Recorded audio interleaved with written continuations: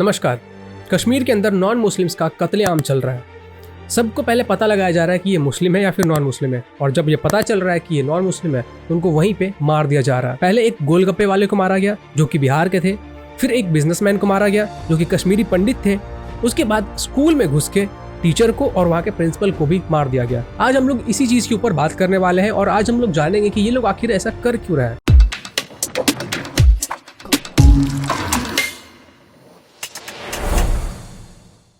1990 में कश्मीर के अंदर जितने भी नॉन मुस्लिम्स थे, जो कश्मीरी पंडित थे खासकर, उनको टारगेट किया गया था और उनका कत्लेआम किया गया था। उनको ये कहा गया था कि अगर तुम कन्वर्ट हो जाओगे तो तुम बच जाओगे, लेकिन अगर तुम कन्वर्ट नहीं हुए तो फिर तुम्हें हम लोग मार देंगे। और वही चीजें वहाँ पे हुई थी। जो लोग कन्वर्ट हो गए वो बच गए, जो लोग कन्वर्ट नहीं हुए या तो उनको मार दिया गया या तो उनको अपने जान बचाने के लिए वहाँ से भागना पड़ा। और कुछ ऐसी ही चीजें अभी फिर से कश्मीर के अंदर स्टार्ट हो गई है।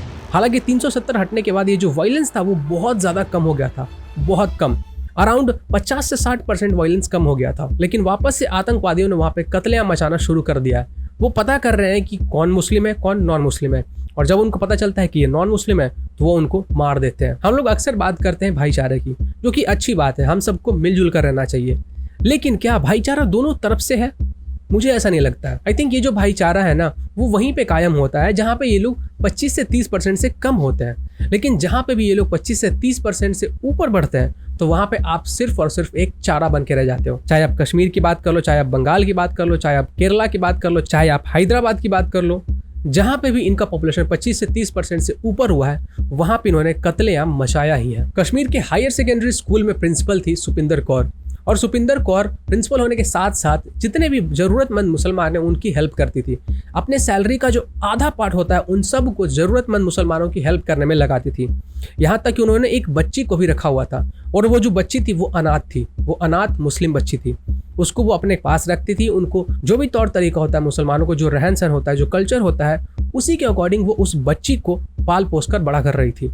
लेकिन उनके साथ क्या हुआ आपको मालूम है? ये जो रेडिकलाइज्ड मुस्लिम आतंकवादी थे वो स्कूल के अंदर घुसते हैं और वहाँ पे सारे टीचर्स के आइडेंटिटी कार्ड को चेक करते हैं, और जो भी नॉन मुस्लिम पाया जाता है उनको वो वहीं पे शूट कर देते हैं। और उन्हीं में से एक थी सुपिंदर कौर।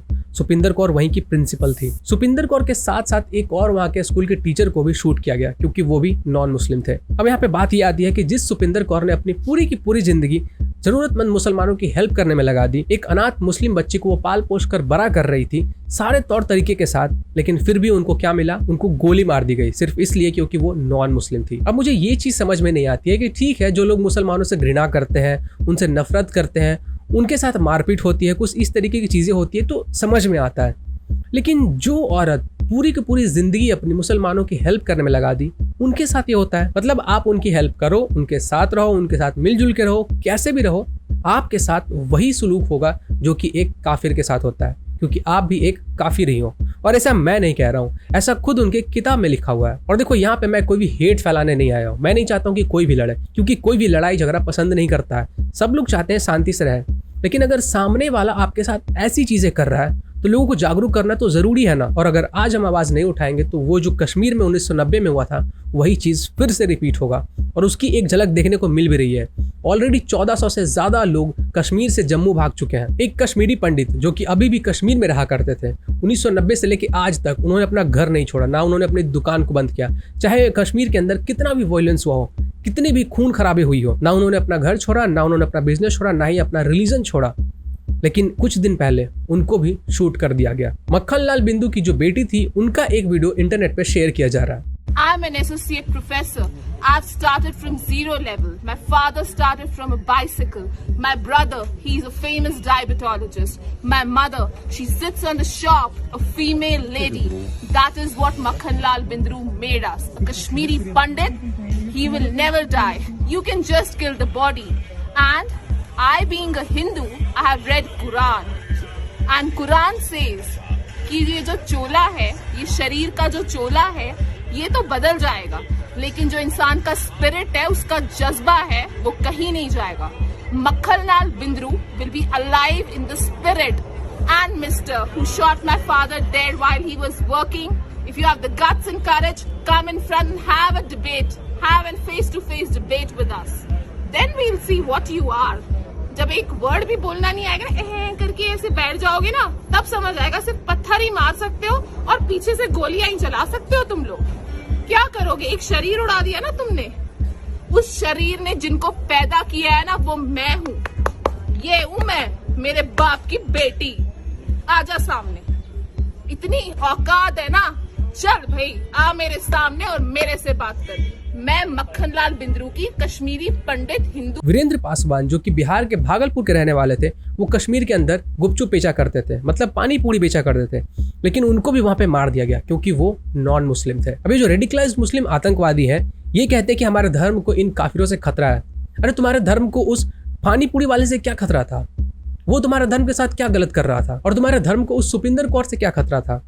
वो तो तुम लोगों की हेल्प करती थी, उसने तो अपना पूरा का पूरा जीवन मुसलमानों की हेल्प करने के लिए लगा दिया। और तुम्हारे धर्म को उस दीपक चंद टीचर से क्या खतरा था, जो कि स्कूल में बच्चों को पढ़ाया करता था? आपको मालूम है ये लोग ये चीजें क्यों कर रहे हैं और इनका हौसला इतना ज्यादा बुलंद क्यों हो गया है? क्योंकि इनको पॉलिटिशियंस सपोर्ट कर रहे हैं। वो जो कश्मीर के सो कॉल्ड पॉलिटिशियंस है ना, जी हाँ, जिनके पिताश्री खुद हिंदुओं को मरवाने में साथ दे रहे थे, वही लोग इनका साथ दे रहे हैं। बिना पॉलिटिशियंस के मदद के किसी के अंदर इतना गट्स नहीं है कि स्कूल के अंदर घुस के नॉन मुस्लिम्स की आईडी कार्ड चेक करके उनको गोली मार दे, जबकि कश्मीर के अंदर हमेशा जवान प्रेजेंट रहते हैं, हमेशा तैनात रहते हैं। बिना किसी पॉलिटिशियन के मदद के ये चीज पॉसिबल ही नहीं है। और इन पॉलिटिशियंस का प्रोपेगेंडा स्प्रेड करने आ जाते हैं एनडीटीवी वाले। इनका अलग ही है, यही लश्कर मीडिया वाले। इसीलिए इनको मैं लश्कर मीडिया कहता हूँ, क्योंकि ये उनकी हमेशा चाटते ही है। अरे एनडीटीवी वालों, थोड़ी सी तो शर्म कर लेते, इतना सा भी शर्म नहीं है।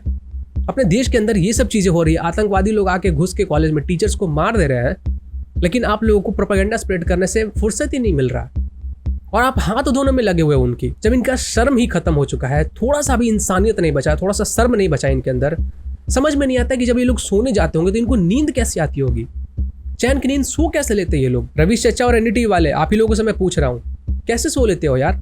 कैसे नींद आ जाती है बेड पे? सोने टाइम कभी ये चीज दिमाग में नहीं आता है कि वहाँ पे मासूम लोगों की हत्या की जा रही है और यहाँ पे हम लोग प्रोपेगेंडा फैला रहे हैं? जब ऊपर जाओगे, भगवान पूछेंगे कि क्या किया बेटा धरती पे, तो क्या बोलोगे? कि जब मासूम लोगों की जान ली जा रही थी तब हम लोग प्रोपेगेंडा फैला रहे थे और उनका हाथ धो रहे थे, यही बोलोगे।